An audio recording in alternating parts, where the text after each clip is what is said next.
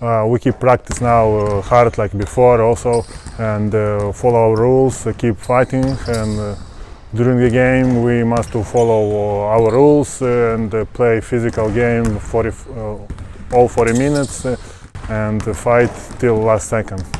Yeah, Baskonia, it's a big club with big history, and also they have a lot of good players, good coach with a lot of experience in this league. So yes, they play really fast basketball and also tough, you know, like with a lot of physical games. So we must be ready for this and prepare our game and be ready to fight all 40 minutes.